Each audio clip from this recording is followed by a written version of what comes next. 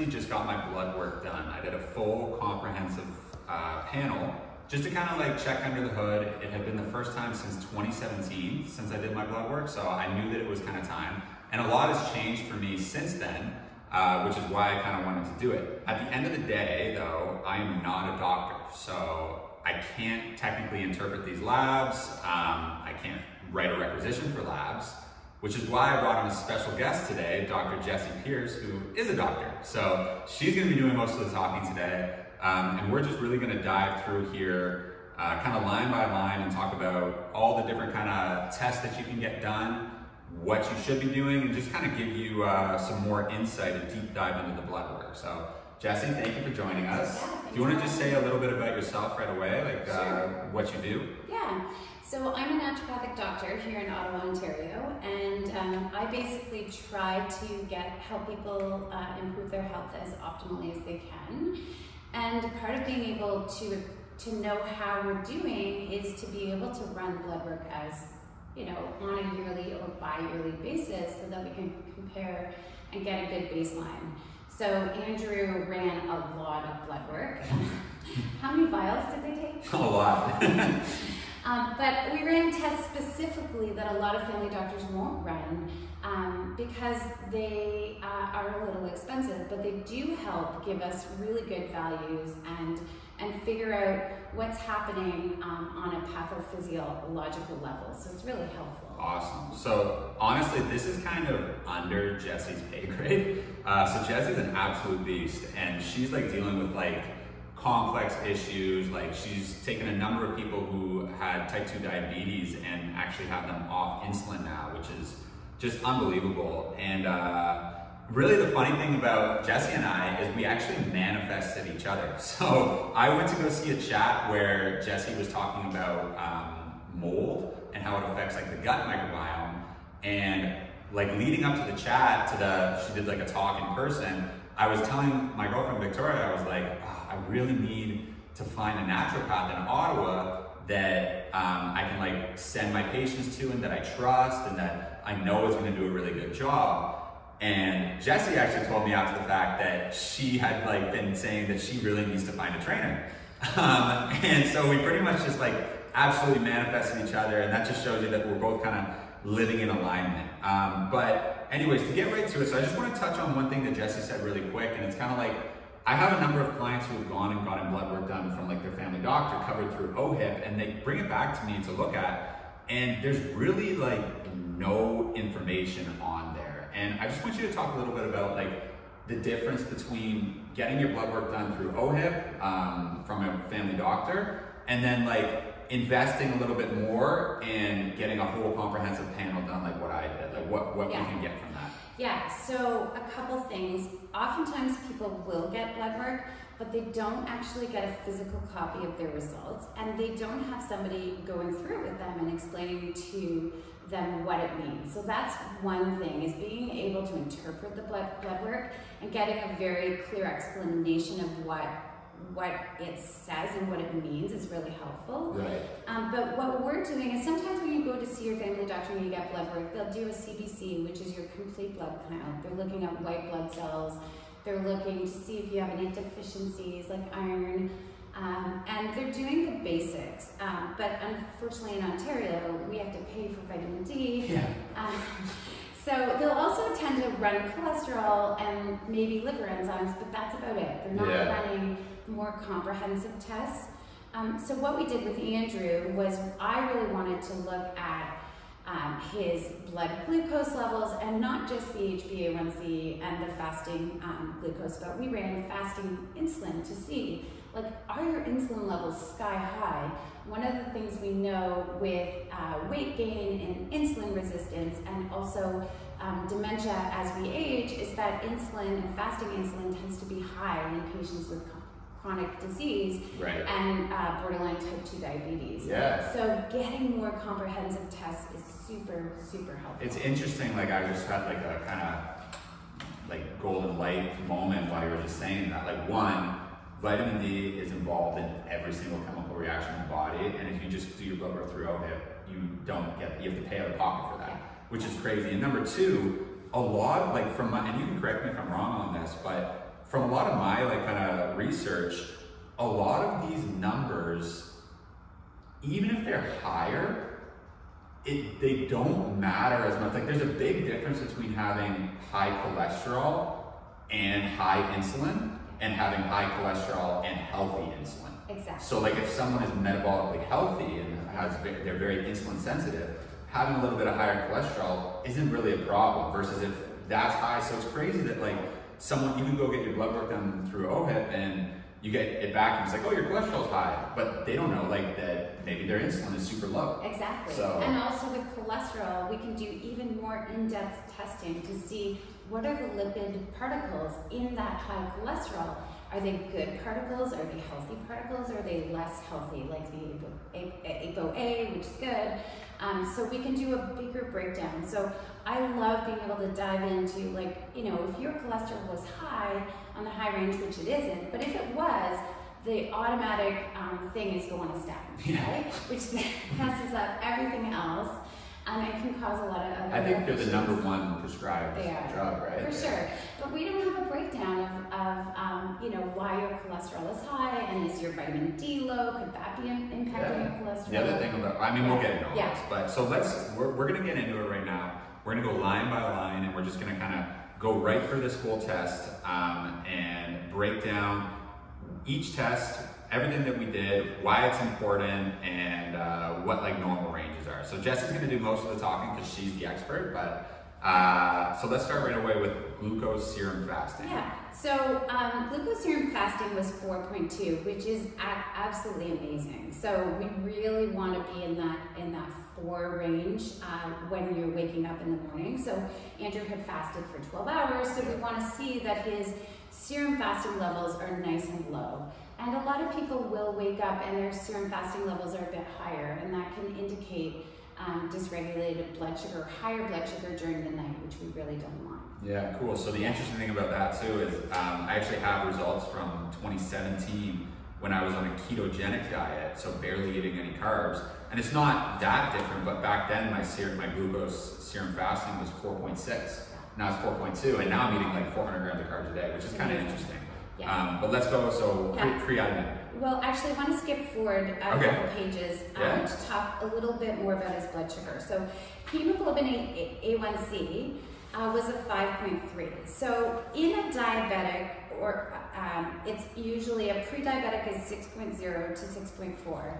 Now, what hemoglobin A1C is it's looking at your average blood sugar throughout a 3-month period. So we want that level to be ideally below, I like to see it at 5.0, 5.2, any higher than that, and I start to think, okay, maybe the blood sugar is not as controlled as it could be. So the psychopath in me is pissed about this. When she told me, yeah, we can get your hemoglobin A1C down, I was like, shit. Yeah, so Andrew's is a 5.3, and honestly, he has barely any test results that were lower than optimal. So piss me off. But this is one. So I love to see, like, I want to see, in 3 months, can we possibly get that down? And there are things that can impact A1C. One of them is dietary, but Andrew eats very clean. Sometimes toxins can impact our HbA1c, and when we're looking at diabetics, you know, people that are type 2 diabetic, they tend to have a higher toxic load, so potentially more PCBs, exposure to pesticides. So I always think, like, if I can drain and detox people better, you can get the HbA1c down, along with doing other things like changing up people's diet. Awesome. Yeah, so that was one test. But then, interestingly enough, Andrew's fasting insulin is only 13. So that's picomoles per liter. And a 13 fasting insulin is the lowest I have ever seen. Let's go. Which is amazing. So pretty much, if I'm understanding that correctly, that means I'm very insulin sensitive. Yes, exactly. So you do not need to raise your insulin levels very high in order to absorb your sugars and utilize that. Awesome. So that's what we want. And that's what we want. So and honestly, that's like something that I say for everybody that I train, is we try to get them insulin sensitive. And it's just kind of proof in the pudding that, like, because from my understanding, if you gain muscle, you're going to have more insulin receptor sites in your body as well too. So what I tell everybody is, if you put in the work and you gain muscle and you build lean muscle, like, pretty much what this is telling me is it's not like I'm gonna go do this, but I can get away with eating a little bit of more sugary foods, and like my body's going to be able to respond better to it and metabolize it better. Absolutely. And the people that struggle with weight gain and trouble losing weight, when you run fasting insulin, it'll always be high. So getting that down and helping with building lean muscle and building muscle is going to make a big difference. Awesome. Yeah, so that's great. That covers most of what I wanted to talk about with sugar. Blood sugar. Yeah. So creatinine is telling us a little bit about the kidneys and whether or not they're filtering well and whether or not there's damage. And Andrew's creatinine is 81 and the range is 60 to 110. His EGFR, which is his filtering rate, is 114, and that's excellent. Like really, I like to see it above 100. When I'm treating people with chronic illness, sometimes I see it between 60 and 80, and that's not optimal at all. That's telling me that their kidneys are having a really hard time keeping up with filtering out toxins. Right. Okay. So this kind of means Yeah. that. Okay. Interesting.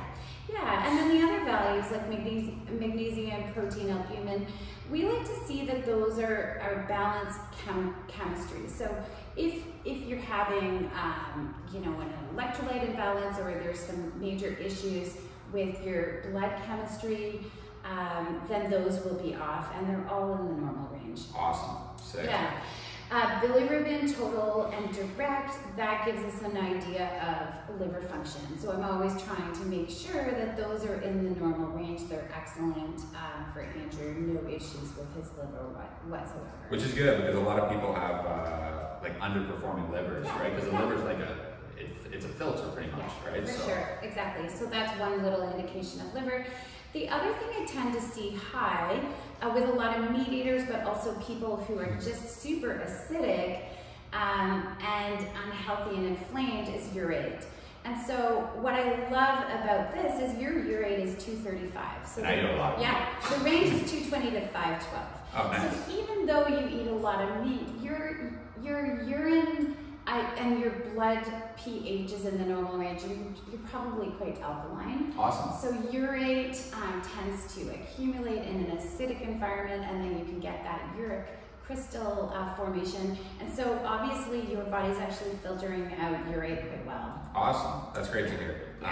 Okay, so let's dive. This is one that we're going to be kind of talking a little bit about, because I eat a lot of red meat, obviously, and people are always super concerned about animal fat and cholesterol getting high. And if you just look at my total cholesterol right here, it is within range, but it is on the high end of the range. And personally, I'm not worried at all. No. And so I want to hear you talk a little bit about my cholesterol, triglycerides, HDL and LDL, non-HDL, like this whole kind of situation with cholesterol here. Yeah, great. So total cholesterol, Andrew's is 5.15, and the range for him should be ideally under 5.20. But you have to look at the breakdown as well.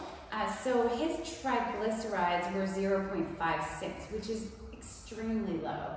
So one of the ways we get triglycerides down is fish oil is a great way to reduce triglycerides. So fish oils are anti-inflammatory, it supports brain health, it helps with gut health by reducing inflammation, but also it just keeps your triglycerides low. We don't want them overly elevated. So I recommend fish oil to like everybody that I train, but I actually personally don't take fish oil. Okay. But I just assumed you no, were. but honestly, that's a good sign, because the reason that I don't take fish oil is because I eat a lot of game meats. I eat a lot of foods that are highs in omega-3s, right? And I don't eat a lot of omega-6s. Yeah. So I have taken fish oil in the past, and if I'm ever traveling or in a situation where I know I'm not going to have access to wild fish or high game meats, then I will take fish oil. So I'm a big fan of fish oil, but I'm also, like when it comes to supplements, I'm a fan of food first, like as we talk about a lot, right? So I love subs, but food first. For sure, yeah. HDL was a 1.46. You know, I can see it. I've seen it higher, and ideally it would be a little higher, but for you, like one of the ways we raise HDL is through exercise, and obviously that's not a deficit for you. Yeah. So HDL is our protective cholesterol. You want it above 1, you're at 1.46, it's in a great range.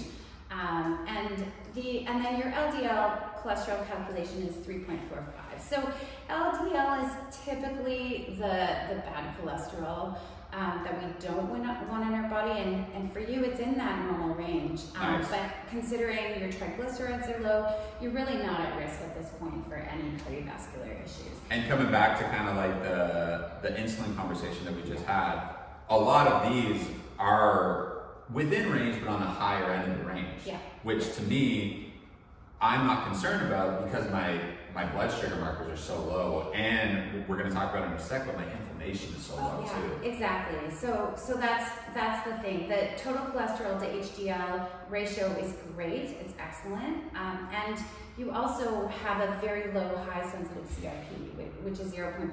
And talk a little bit about because what I understand from high sensitivity CRP is that's like, and there's another one that we're going to talk about, but that's like a really good marker for determining what your overall inflammation is in your body. For right? sure, yeah.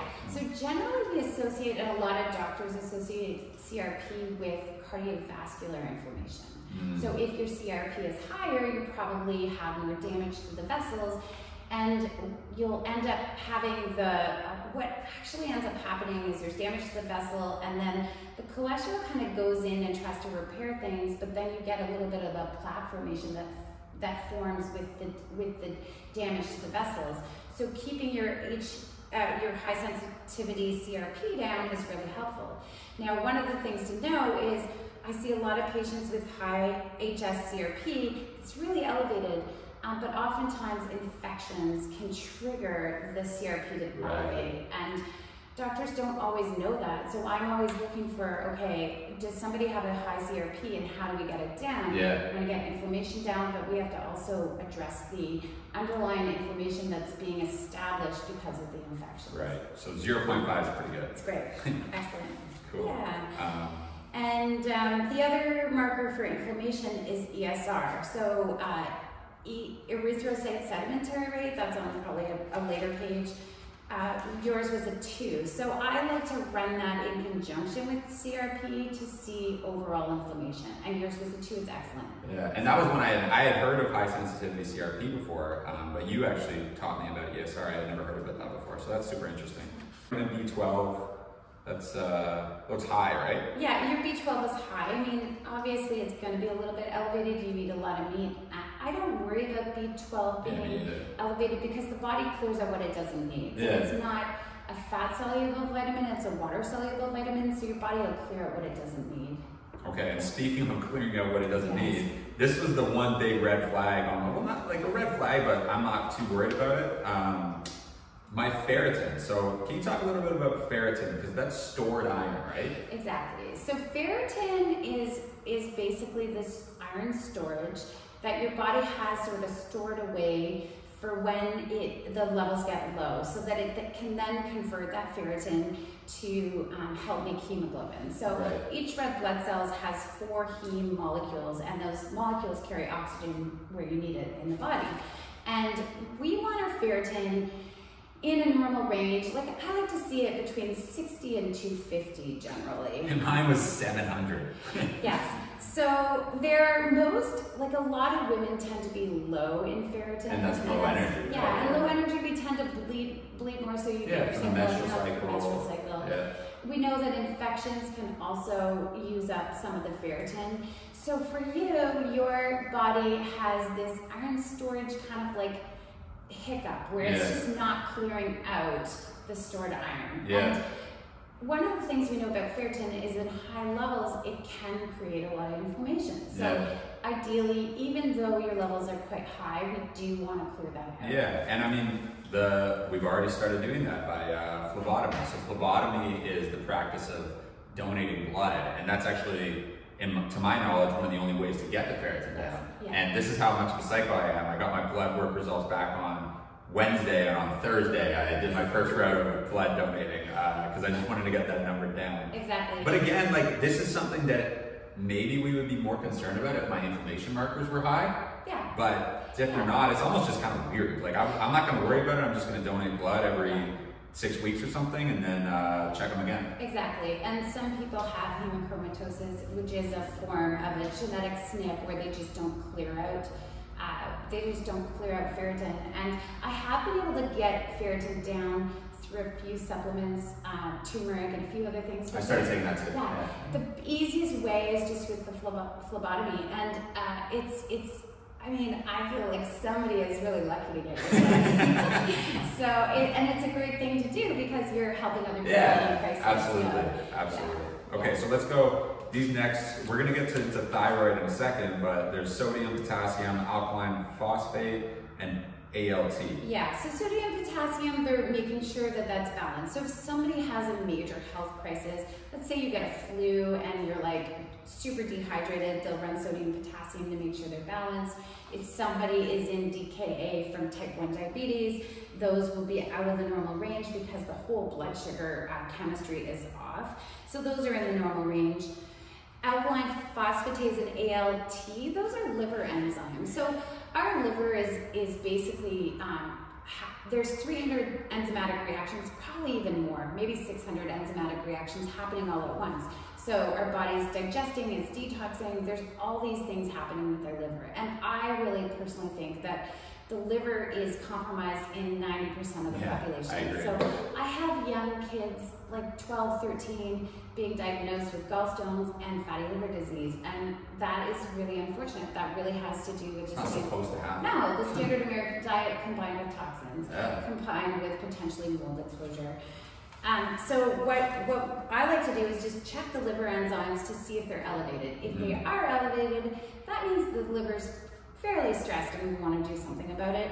Your ALT is excellent, it's a 23, and alkaline phosphatase is totally in the normal range. So I look at this and think liver's doing pretty well. Cool. So now we got some thyroid stuff. So we got TSH, which is thyroid stimulating hormone, and we have free T4 and free T3. Yeah, absolutely. Optimal range. Like your thyroid is dialed, it's working. Dialed, let's go, Jesse. Dialed. And we know that, the pituitary is stimulating the thyroid that is then sending out that T3, T4 to make sure that your metabolism is working well, but the engine is running. So if this was high or low, that's where you could get into some hypo and for sure, exactly. But most doctors just run TSH. So they're seeing that TSH is, below 5, which for me is not optimal. But that's just the stimulating one, right? Yeah. So that's like, correct me if I'm wrong, but the TSH stimulates the thyroid to create T4 and T3. Exactly. So it's like if you just know, they could be like, oh, your TSH is good, but then not run T3, T4. Just because it's stimulating it doesn't mean that it's optimal. So yes, like that's good to run because we want to see if it's overstimulating the thyroid to make more T3, T4. But the reality is, that does not give us the big picture. So your T4 free is 19, that's perfect. Sometimes I'll run T4 free and it's at a 13 or like it's quite low and it's not working optimally. Right. So we want it in that 19 range. And free T3 is a 5.1, that's excellent. Awesome. So we know from that your engine is revving. Cool, So, love it.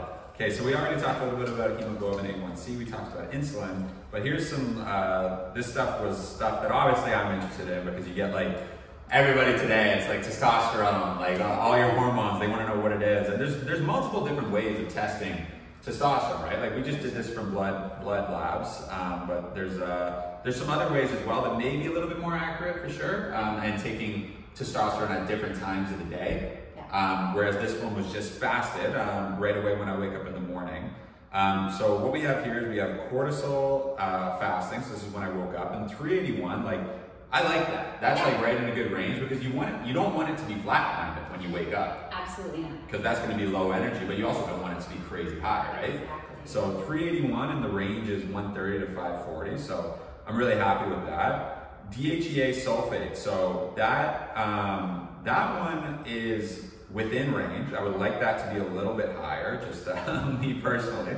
But can you talk a little bit about DHEA sulphate? Yeah, it's a precursor for all your other hormones. So we want that one to be nice and high because it does stimulate growth hormone. It's great for feeding into, if you have a very low DHEA, you're probably gonna have low hormones in general. Right. So mine's high.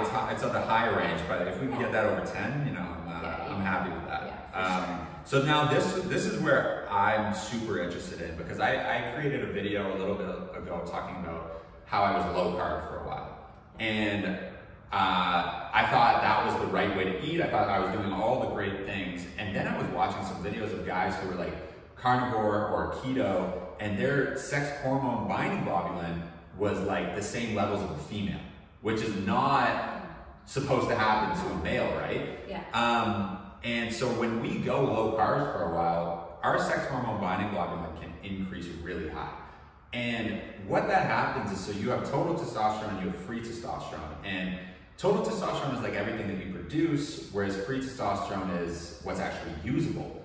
And the SHBG can bound and tie up that total testosterone, so then you don't have as much usable testosterone. So these people who were keto or carnivore for a while and got their SHBG super high could even have like a good total testosterone level, but their free testosterone was in the freaking toilet. Exactly. So mine was 58 on a 12 to 60 range. So I'm within range, but I'm high end range, right? So, which is interesting because my total testosterone was 30.6 nanomilliliters per liter, which is super high end range. And this is the other thing that I want to talk about a little bit is like, what do these values mean? Because a lot of times when you see testosterone, you see them in like the 3 digits, right? And that's like the American way of testing it. So we did the simple conversion over for my testosterone and had it at about 880 PMOL, which is pretty high. Amazing. Yeah, it's really high, which is good. But so I pretty much knew that my total T was going to be really high.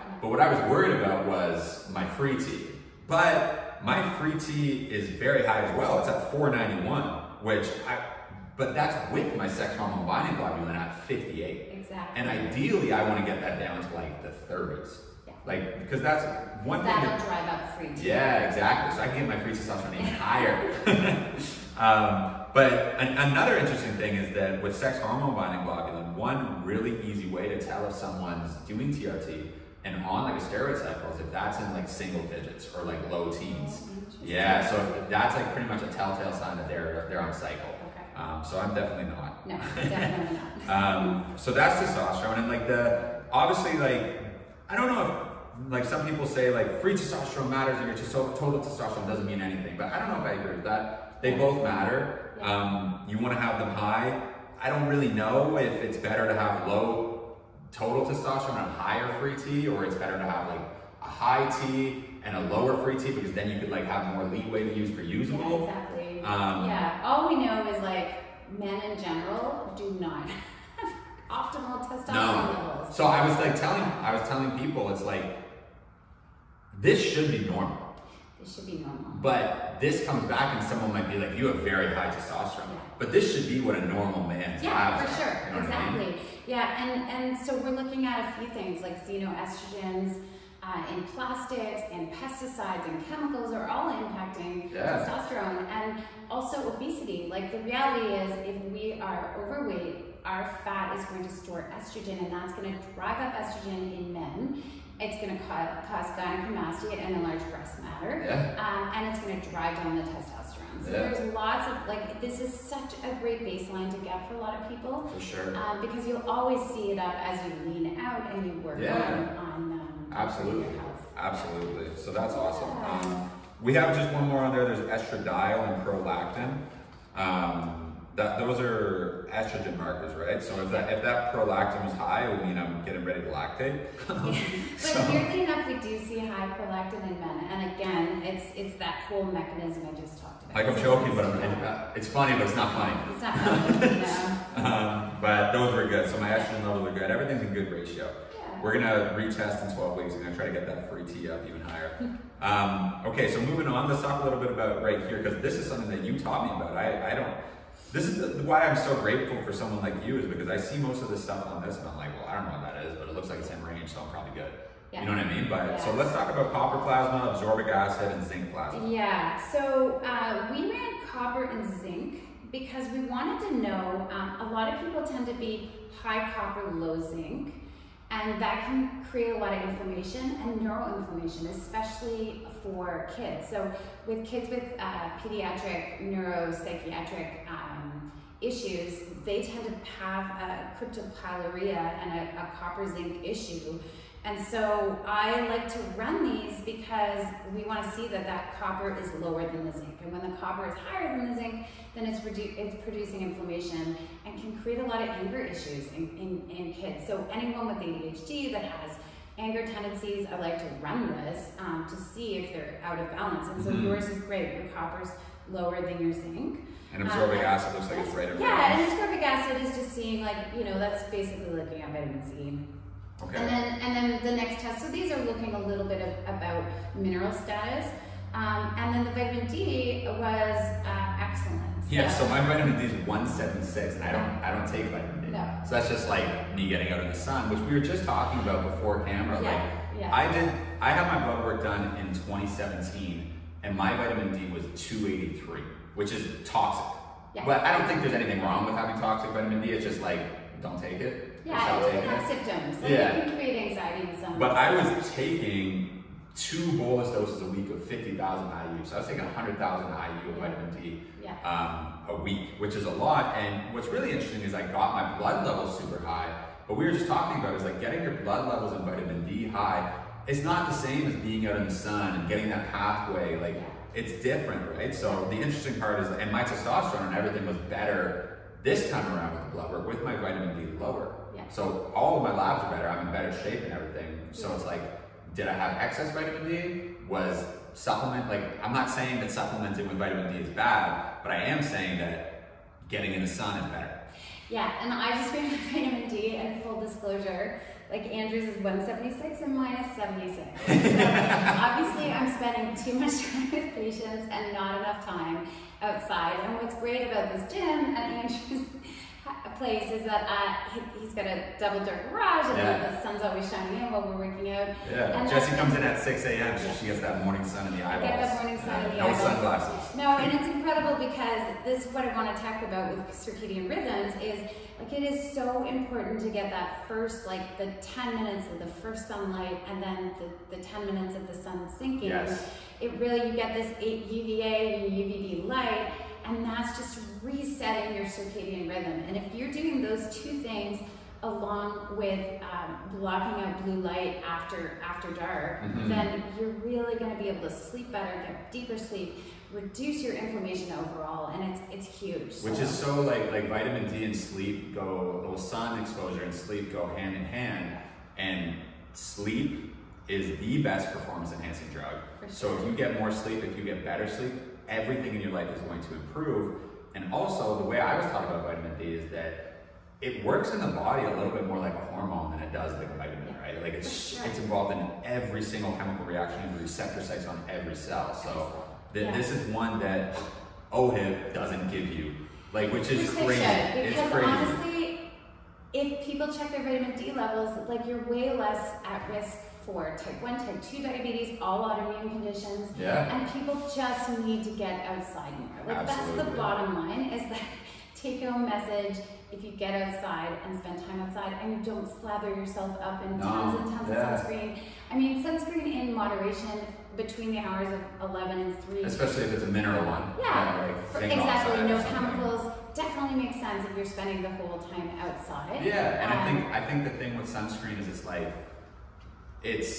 we kind of have it backwards in terms of what our approach to the sun should be. In some ways, what society says is stay out of the sun and put sunscreen on, whereas it should be titrate up your ability to, your baseline ability to be in the sun, and like supplement with a mineral sunscreen that doesn't have parabens and phthalates and all these stuff in it, until you have like that kind of baseline built up. Like, I don't wear sunscreen, but I'm really tan.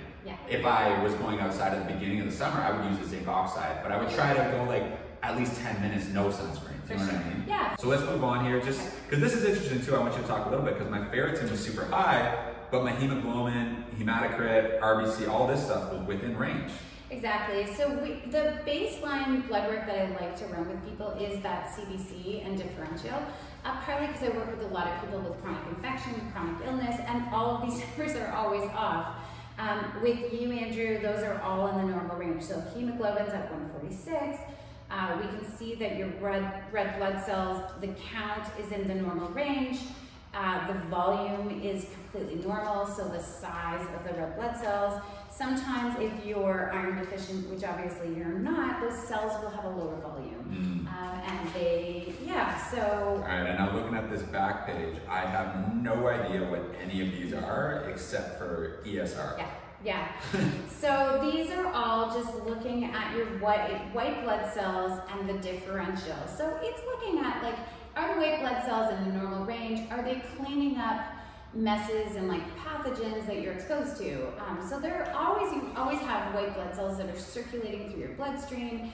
They're monitoring and making sure that your immune system is working really well. And so ESR is a marker of inflammation, but all of the other ones are basically telling us whether or not you may have an underactive immune system where your immune system is suppressed and those levels might be low. You might have low white blood cells, or it's overactive where the white blood cell count is actually higher. So we want to know that you're in the normal range and it doesn't look like anything's out of whack. Awesome. Yeah. So that's pretty much everything on that list. And like, now just to close this whole thing off, I mean, obviously I am a big fan of investing in the more comprehensive panel versus just going to get like a family doctor run labs or whatever. But talk a little bit about like, how many times should someone do like a comprehensive panel like this? Like, what are your opinions? And then like, should they then maybe just whatever's out of whack, like retest those values? Like how would you suggest that someone approaches getting their labs done on a yearly basis? Yeah, so like running this comprehensive test, if you really want to stay on top of your health, I would run it yearly, because we want to see the baseline and then how it changes. So if we see a dramatic change from year to year, we want to know when that change happened and what might have contributed to that change. So you can do it every 2 years, that's fine, but we want to go back to that window of like, okay, what might have changed in our life, in our health, that changed the outcome in a negative or a positive way. Yeah. So with your blood work, Andrew, I don't think we need to redo much. Like I think redoing ferritin will be helpful. We definitely want to probably redo the fasting, the HbA1c, and the serum fasting and the fasting insulin, just to see how that changes. And personally, I would like to redo my sex hormone binding blood as well, because I want to get that down. Definitely. But again, I don't need all of this stuff again. But the other thing that I recommend to a lot of my clients is to get blood work done actually after they finish like a 12-week package with me. Yes. Because I actually want to know what their numbers are like, what's under the hood, when they're feeling great. Yeah. Because then if you drift away or like whatever, you fall off a little bit, then you can get blood work again. But you know, this is what it said under the hood when I lifted the hood up, when everything, I felt awesome. Yeah. And then like as you get older, as everything happens, you know that that's like, you're kind of like, when I felt great, this is what my values were. Exactly. So it's using it and keeping it stored in your little health file to compare. I think like one of the things that I know about you and myself is like, we're detectives. Like we're really trying to figure out, you know, how's the body ticking and what is impacting us in a positive or negative way. So I love that. Yeah. Awesome. Amazing. Well, thank you so much, Jessie. This was great. You're so welcome. I can't wait to have more conversations about complex issues that are above my pay grade, where we have to call in the expert. Maybe we'll start like a channel. It's like call in the expert or something like that. Bring in Jessie. But yeah, thank you so much. So if people wanted to find you, how would they find you? Yeah, so I work at a clinic called biohealottawa.com, and I treat people online and in person. I also work with Andrew, and he refers a lot of people to me, and I just feel blessed. I love, like, Andrew pushes me really hard. I swear a lot during my kids, but I leave feeling amazing, so yeah, I'm really grateful. Yeah, awesome. Okay, well, thank you so much, Jessie. You're welcome. That was awesome.